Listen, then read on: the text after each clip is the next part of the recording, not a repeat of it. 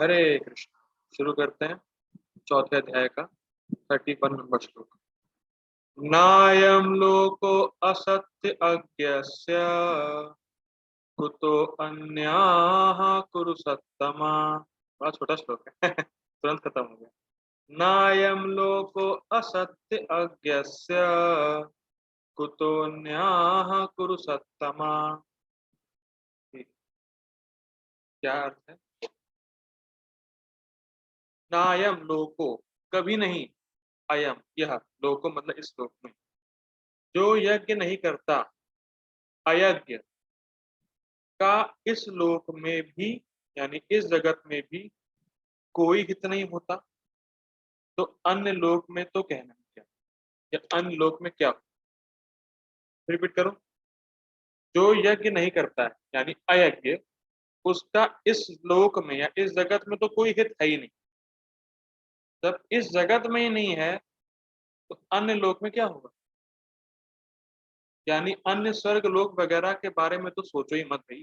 भगवान ये कहना चाहते हैं जब इसी जगत में सुख की प्राप्ति नहीं हो रही है तो अन्य जगत की तो बात छोड़ ही दो अर्जुन, या स्वर्ग वगैरह इत्यादि के बारे में सोचो ही मत।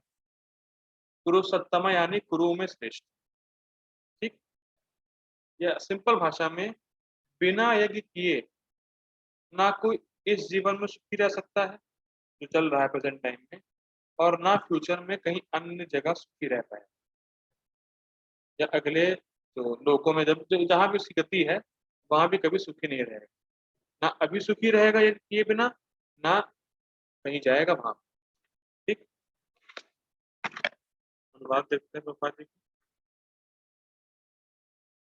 हे कुरुश्रेष्ठ कुरुसत्तमा, जब यज्ञ के बिना मनुष्य इस लोक में या इस जीवन में ही सुख पूर्वक नहीं रह सकता, तो फिर अगले जन्म में कैसे रह सकते। यानी ऐसा कह सकते हैं कि लिंक क्या है, पिछले श्लोक में बताया बेनिफिट्स क्या है करने, और इस श्लोक में बता रहे हैं कि जो यज्ञ नहीं करता है तो उसके डीमेरिट्स क्या है, यज्ञ ना करने के डीमेरिट्स क्या है, और कल के श्लोक में बताया यज्ञ करने के बेनिफिट्स।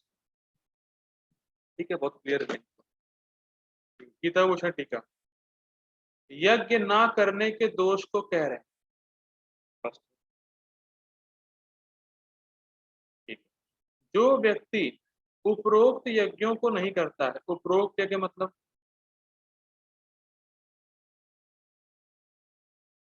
जो पीछे प्रभु जी यज्ञ बताए गए हैं। करेक्ट, जो भी यज्ञ बताया गया पिछले पहले वो। तो जो व्यक्ति उपरोक्त यज्ञों को नहीं करता है, मतलब जरूरी नहीं कि ऊपर के बताए हुए सारे करने, लेकिन कम से कम कोई ना कोई एक तो करना आवश्यक है। ठीक है, ये बात हो। वह अर्थ धर्म का वह अर्थ धर्म और काम से युक्त इस भौतिक जगत को भी प्राप्त नहीं करता है, तो फिर मुक्ति का तो कहने क्या। तो आप जानते होंगे कि 4 प्रकार के पुरुषार्थ होते हैं, जानते जान जाएंगे। 4 प्रकार के पुरुषार्थ होते हैं, और पुरुषार्थ मतलब कि कोई अर्थ प्राप्ति के लिए व्यक्ति कुछ ना कुछ करता है। मतलब पुरुषार्थ मतलब कि कुछ एक अर्थ है, मतलब एक गोल है उसका, उसकी प्राप्ति के लिए वो चीज वो मेहनत करता है। ठीक, उसको बोलते हैं पुरुषार्थ। तो 4 पुरुषार्थ होते हैं, उनकी प्राप्ति के लिए व्यक्ति को कुछ ना कुछ तो करना होता ही। ठीक है, और यहाँ बताए गए हैं धर्म अर्थ काम और मोक्ष, ये 4 प्रकार के पुरुषार्थ होते हैं। ठीक है, लेकिन प्रायः होता क्या है, धर्म अर्थ काम, धर्म अर्थ काम, धर्म अर्थ काम, ये चलता है। मोक्ष के बारे में तो कोई बहुत ही बिरला है जो सोचता है, लेकिन प्रायः धर्म अर्थ काम, धर्म अर्थ काम, धर्म अर्थ काम, ये चलता रहता है। ठीक है, तो इंटरेस्टिंग बात है, धर्म का अनुशीलन लोग क्यों करते हैं, तो बताना चाहेगा। धर्म का अनुशीलन लोग क्यों करते हैं भाई। धर्म अर्थ काम, धर्म अर्थ काम, ये चलता है, पहले आता है धर्म। तो धर्म का अनुशीलन लोग क्यों करते हैं, बताना चाहेगा। प्रभु जी अर्थ के लिए। अर्थ के लिए, ओके, हरी बोल, वेरी गुड। अर्थ के बाद माता जी। प्रभु जी धर्म का इसलिए करते ताकि उनको स्वर्ग की प्राप्ति हो सके, उनका ये माइंड सेट रहता है कि हम स्वर्ग जाएंगे। ठीक है, आपका भी ठीक है, लेकिन माता जी का उत्तर सही कि धर्म का अवलंबन लोग करते हैं अर्थ के लिए, और जब अर्थ होता है तो फिर उससे अपनी इंद्रिय तृप्ति काम पूरा करते हैं। ठीक, और जब ये करते करते आदमी ऊब जाता है तब वो मोक्ष के बारे में सोचता है। कैटेगरी ये, लेकिन प्रोसेस ये है, लेकिन प्राय लोग धर्म अर्थ काम के चक्कर में फंसे रहते हैं और बहुत जन्मों के बाद उनको मोक्ष के बारे में कुछ हिंट होती है कि अरे यार हमने तो अपना जीवन वेस्ट ही किया, इंद्रिय तृप्ति में कुछ नहीं रखा, कुछ मुक्ति मुक्ति कुछ इसके बाहर भी कुछ हो तो बताइए। तब वो कैटेगरी आती है धर्म अर्थ काम और फिर मोक्ष आता है। लेकिन प्राय लोग धर्म अर्थ काम के चक्कर में पड़ रहते हैं। तो धर्म व्यक्ति करता है अर्थ के लिए। तो ये होता क्या है, देखिए बड़ा इंटरेस्टिंग। धर्म करके जब व्यक्ति कुछ पुण्य आत्मा बनता है, जब पुण्य इकट्ठा करता है, तब उसको अर्थ की प्राप्ति होती है। ठीक है, जब धर्म वगैरह करेगा तो कुछ पुण्य इकट्ठा होंगे, उस पुण्य की वजह से उसको अर्थ प्राप्त होगा। लेकिन आप लोग पढ़ लीजिएगा आज भागवतम के फर्स्ट कैंटो का first chapter text number 2, Prabhupada ji अपने परपोर्ट में लिखते हैं कि आजकल बिना धर्म के लोगों को अर्थ प्राप्ति होने लगी, इसीलिए लोग धर्म को त्याग रहे हैं। पहले होता था कि धर्म करेगा जब व्यक्ति तो पुण्य होगा, तो पुण्य से उसको अर्थ की प्राप्ति होगी। जब पुण्य इकट्ठा होंगे, जब पुण्य करेगा तो उस पुण्य से उसको अर्थ प्राप्त होगा। लेकिन आजकल बिना विदाउट धर्म का पालन किए लोगों को अर्थ प्राप्त हो रहा है, इसलिए लोग धर्म को त्याग दे रहे हैं। ठीक, लेकिन इसी श्लोक में भागवतम के 1.1.2 में बताया गया है कि जो धर्म अर्थ के लिए है वो चीटिंग है। धर्म प्रोजितो कैटव, अत्र कैटव है मतलब चीटिंग है। जो धर्म अर्थ के लिए है या जो धर्म अर्थ के लिए डायरेक्टेड है वो चीटिंग है। तो अब मैं पूछना चाहूंगा वो चीटिंग क्यों? Is there anyone? जो धर्म अर्थ की तरफ डायरेक्टेड है वो चीटिंग क्यों है?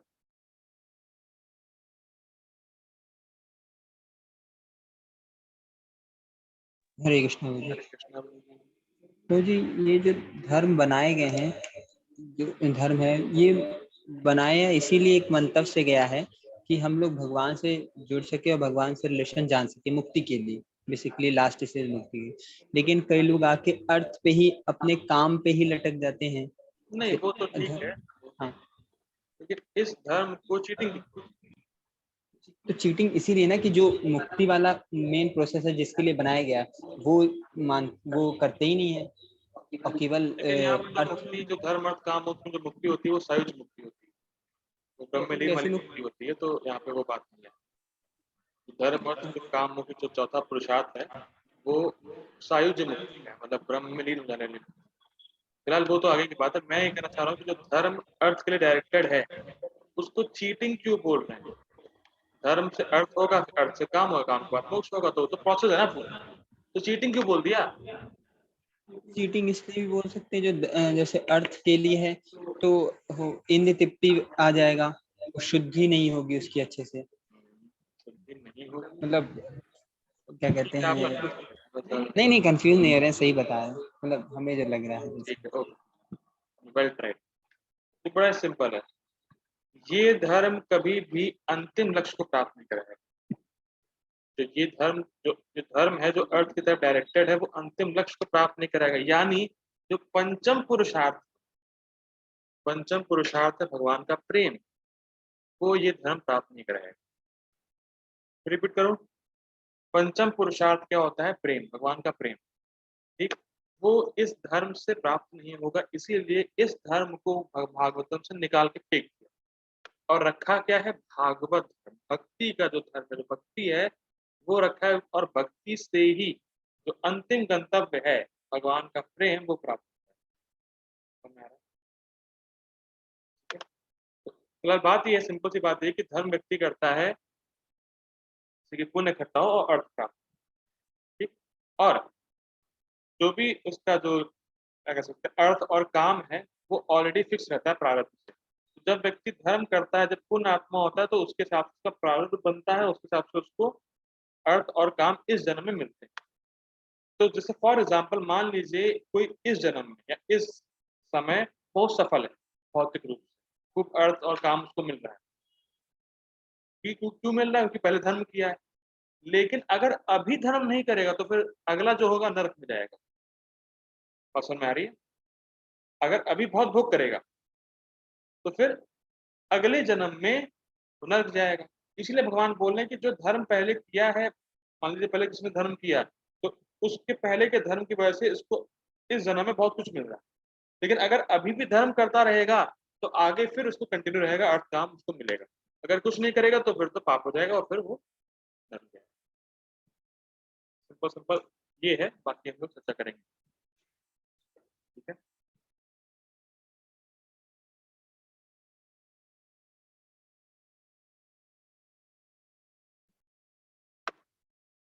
Okay, purport by His Divine Grace है श्री भक्तिवेदांत स्वामी श्रील प्रभुपाद की जय। मनुष्य इस लोक में चाहे जिस रूप में रहे वह अपने स्वरूप से अनभिज्ञ रहता है। अब ये लाइन बहुत जबरदस्त है, बहुत व्याख्या हो सकती है। क्या जबरदस्त है, देखिए इस लोक में चाहे कोई कितना ही महान व्यक्ति हो, आईएएस हो, पीसीएस हो, बहुत ही हाई पोस्ट पे हो, वो अपने स्वरूप से पूरी तरह अनभिज्ञ है। और हमें इस बात पे कोई अनकंफर्टेबल फीलिंग नहीं होता। ये और दिक्कत, रिपीट कर रहा हूँ, हम सब लोग अपने स्वरूप से अनभिज्ञ हैं। मतलब अनभिज्ञ मतलब जानते ही नहीं, अनभिज्ञ मतलब विदाउट नॉलेज, अनभिज्ञ। और हमें इसमें कोई अनकंफर्टेबल फीलिंग नहीं होता। मतलब हमको पता ही नहीं है हम है कौन, और इस बात के लिए हमें कोई मतलब कह सकते हैं अनकंफर्टेबल या कुछ अजीब सा नहीं लग रहा है। तो इतनी आश्चर्य की हम जानते ही नहीं हम है कौन, उसमें हम संतुष्ट, तो उसमें सोचते हैं कि हम बड़े खुश। और एक और बहुत ही गंभीर बात है, आप जिससे भी अपनी पहचान कर रहे हैं इस टाइम, मैं बड़ा इंटेलिजेंट, मैं बहुत ज्ञानी, मैं बहुत ये, मैं बहुत वो, मैं संसार का बहुत बड़ा व्यक्ति हूँ, मैं गोरा हूँ, मैं काला हूँ, मैं फलाना हूँ, मैं धमाका हूँ, मैं इस कास्ट का हूँ, इस कम्युनिटी का हूँ, मैं इंडियन हूँ, मैं अमेरिकन हूँ, जो कुछ भी पहचान है वो सब मृत्यु के समय एक क्षण में खत्म, छीन लिया जाएगा। Total total. कभी ये बात स्ट्राइक करती है, हम जिससे पहचान कर रहे हैं, मैं इनका लड़का हूँ, मैं इस घर का हूँ, ये मेरे संबंधी है, मैं इतने क्लास में हूँ, मैं ये हूँ, मैं वो हूँ, मैं फलाना धमाका, ये सब एक झटके में खत्म, मृत्यु के समय सब छीन लिया जाए। और फिर नेक्स्ट, और नेक्स्ट में जो आप पहले थे अनभिज्ञ, और जो नेक्स्ट आपको मिलेगा उसमें भी इतने ही आविष्ट हो जाएंगे फिर से, मैं इनका हूँ, मैं उनका हूँ, मैं ये हूँ, मैं वो हूँ। तो आप है कौन? पहले भी आप सोच रहे थे कि मैं उनका हूँ, मृत्यु के समय गेट आउट, चलो बाहर आ गए। नेक्स्ट, मैं इनका हूँ, मैं उनका हूँ, अगले जन्म में नेक्स्ट, मैं इनका हूँ, मैं उनका हूँ, नेक्स्ट, मैं इनका हूँ, मैं उनका हूँ, नेक्स्ट, करते करते करते कितने जन्म बीत गए और लोगों को कोई ज्ञान नहीं कि वो है कौन, और उतने जन्म आगे भी बीत जाएंगे। What an striking. और लोगों को लग रहा है मैं बड़ा कंफर्टेबल, कुछ अनकंफर्टेबल वाली फीलिंग भी नहीं आ रही कि मैं कहाँ कहाँ से भटकता हुआ आ रहा हूँ, किस किस से अपनी पहचान कर रहा हूँ, ये सब मृत्यु के समय एकदम छीन ले जाते। और इंटरेस्टिंग बात तो ये, हम सबको मृत्यु आनी है पहली चीज, और कभी भी आ सकती है दूसरी चीज। ये नहीं कि अरे अरे हाँ मृत्यु आती है, अरे वो ठीक है उन लोग को आएगी, मुझे ना कुछ होगा, मैं तो अभी 10 साल 15 साल का प्लान लिया हुआ, मैं जब वो पूरा करूंगा तब मरूंगा। कभी किसी क्षण भी तय कर रहा है, इस क्षण भी जब आप गीता क्लास लेकिन फिलहाल भक्ति कार्य कर रहे हैं तो कुछ होगा नहीं, फिलहाल मृत्यु से बचे हुए हैं, तो भागवतम का शब्द है। लेकिन फिर भी ये हमेशा याद रखना है कि जब आप सुबह उठ रहे हैं तो आप मृत्यु से बचे हुए हैं, मतलब कृष्ण की कृपा है इस वजह से उठे। लेकिन मृत्यु कभी भी आ सकती है। जब भी आप सुबह उठें तो कृष्ण को धन्यवाद दें कि ये सूरज देखने को मिला, क्योंकि कुछ लोग तो सोए फिर उठे ही नहीं, और जिससे अपनी पहचान कर रहे थे कि मैं उनका हूँ, मैं उनका हूँ, मैं इसके लिए ये करूंगा, कल सुबह उठ के ये करूंगा, वो करूंगा, वही नहीं रहे, वही गायब हो गए। कितना कितनी गंभीर गोपाल जी ने लाइन लिखी है, मतलब विचार करिए तो मतलब हिल जाएंगे। ठीक है, मृत्यु कभी भी आ सकती है, और हम लोग ये सोचते ही नहीं है कि हम अपने आप को नहीं जानते, कितना बड़ा नुकसान कर रहे हैं। मतलब कुछ अनकंफर्टेबल फील ही नहीं होता कि हम हैं कौन। किसी से भी आप पूछे आप कौन, मैं ये, मैं आईएएस, मैं इसका बेटा, मैं उसका, मैं इंडियन, मैं फांड, मैं धमाका, ये वो है नहीं वो। उसको अनकंफर्टेबल फील ही नहीं हो रहा, उसको कुछ फील ही नहीं हो रहा कि मैं ये नहीं हूँ। पहली बात तो मैं ये हूँ नहीं, और मैं जानता नहीं मैं कौन हूँ, ये भी उसको अनकंफर्टेबल है, मतलब कुछ भी उसको लगता ही नहीं। तो ये बहुत ही गंभीर बात है। इसीलिए शास्त्र सुनना चाहिए, और शास्त्र लोगों को बताना चाहिए, कम से कम वो समझें, उनको कम से कम वो होश में आए कि वो कौन है, और वो जाने और मृत्यु से बचने का प्रयास करें, भगवान के पास जाने का प्रयास करें। बहुत जिस रूप में, मतलब जो अब ये नहीं कह रहा है कोई आईएएस हो तो उसको सब पता है कि वो कौन है, कोई भी महान व्यक्ति क्यों ना हो, जो शास्त्र नहीं पढ़ता है, जो कृष्ण कॉन्शियस में नहीं, जो भक्ति नहीं करता, उससे आप पूछिए कि तुम कौन, बिल्कुल ऐसा उत्तर देगा जो वो है। बहुत बिल्कुल पूरी तरीके से अनभिज्ञ है, पूरी तरीके से अनभिज्ञ है, मतलब कुछ भी नहीं पता है, थोड़ा बहुत तो नहीं, कुछ भी नहीं पता है। ये तक नहीं पता है कि जानवर और ह्यूमन में क्या अंतर है, ये तक नहीं पता लोगों को। पशु और मनुष्य में क्या अंतर है ये तक भी नहीं पता। आगे की तो बात छोड़ दी, बहुत डेंजरस है आजकल। ठीक है, फिलहाल आगे बढ़ते हैं, ज्यादा समय नहीं पढ़ेंगे, ये विचार नहीं पाते। दूसरे शब्दों में, भौतिक जगत में हमारा अस्तित्व हमारे पाप पूर्ण जीवन के बहुगुणित फलों के कारण है। देखिए, बहुगुणित का अर्थात,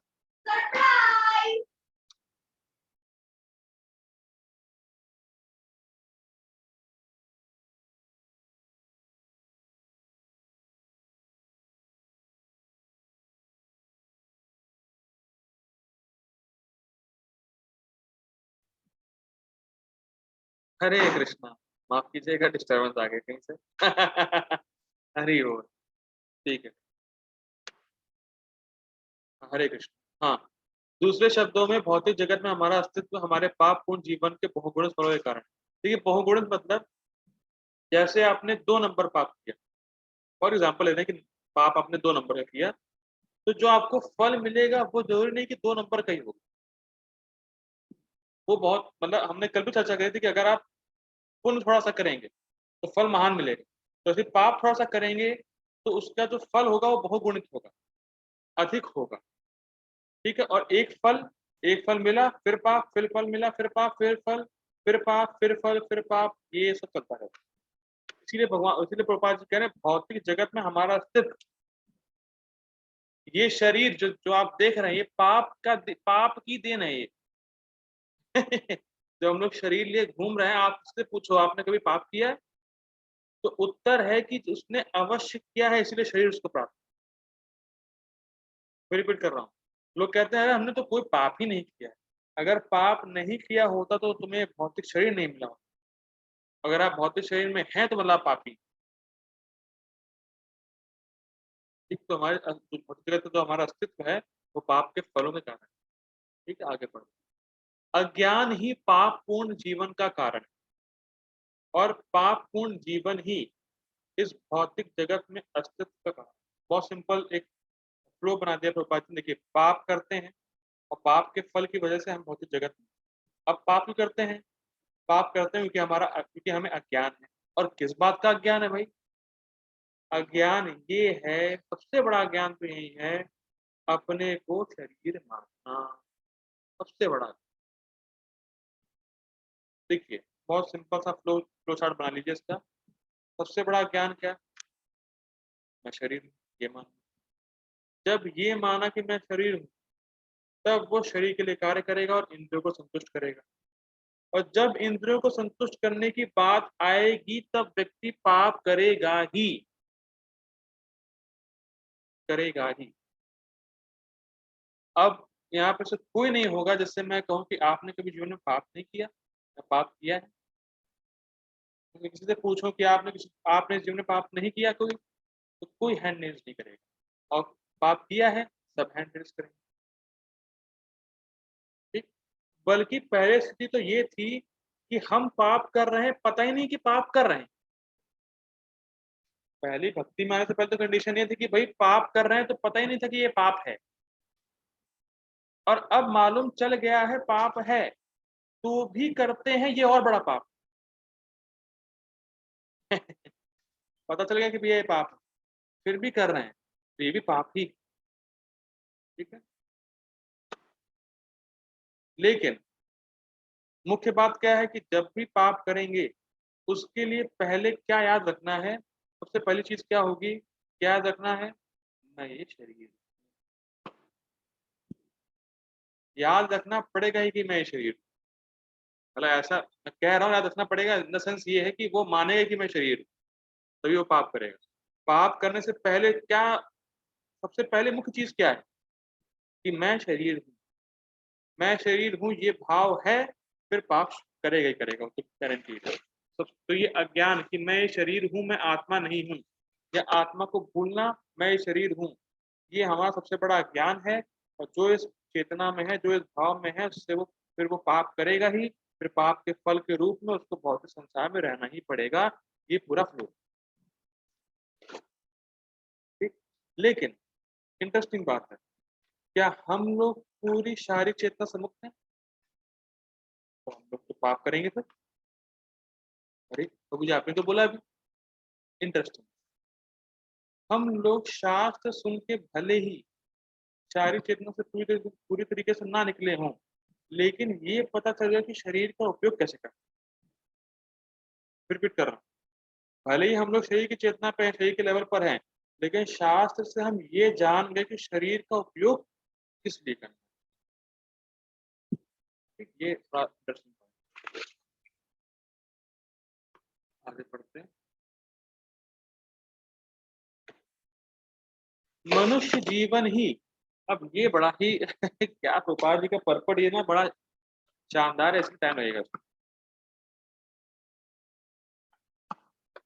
मनुष्य जीवन ही वह द्वार है जिससे होकर इस बंधन से बाहर निकला जा सकता है। अब सुनानी है एक स्टोरी।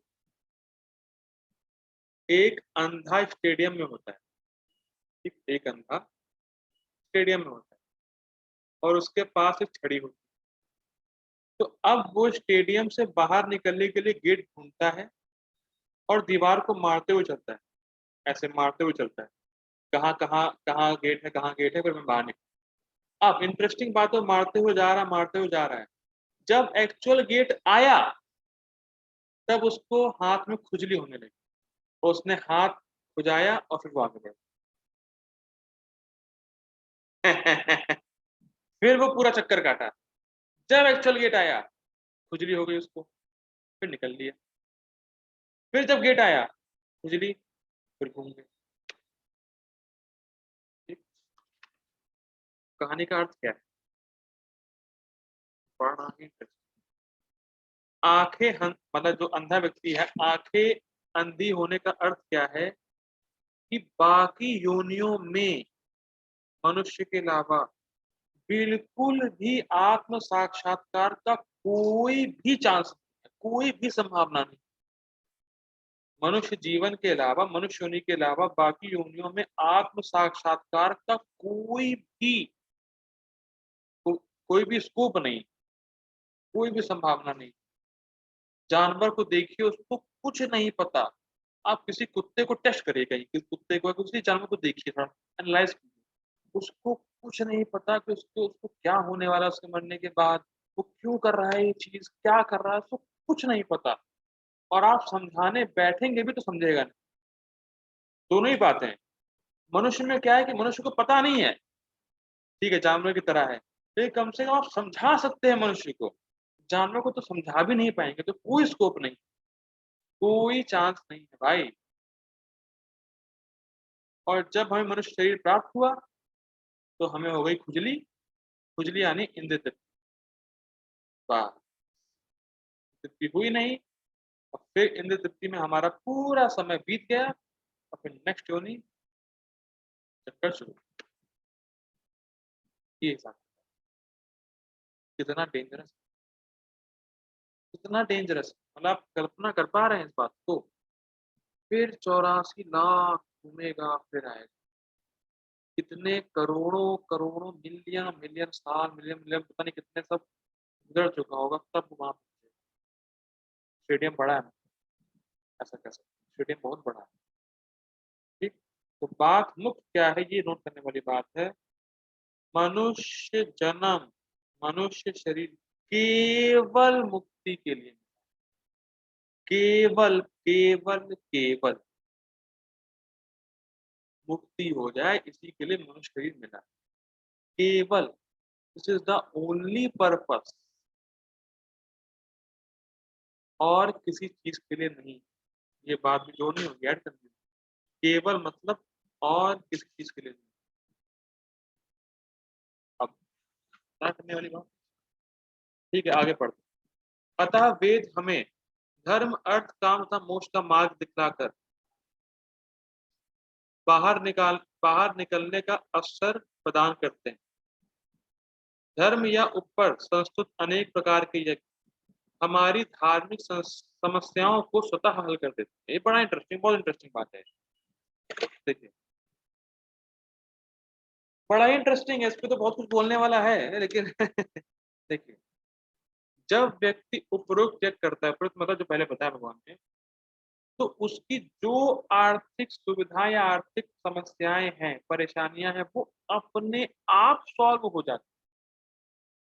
तो ठीक है, इंटरेस्टिंग है, लेकिन इससे एक बड़ा फायदा भी होता है, साथ साथ उसका हृदय भी शुद्ध होता है। ये रिपीट कर रहा हूँ, जब व्यक्ति यज्ञ करता है तो आर्थिक समस्याएं या आर्थिक परेशानी तो अपने आप सॉल्व हो ही जाएंगी, साथ ही साथ उसका हृदय भी शुद्ध हो रहा है।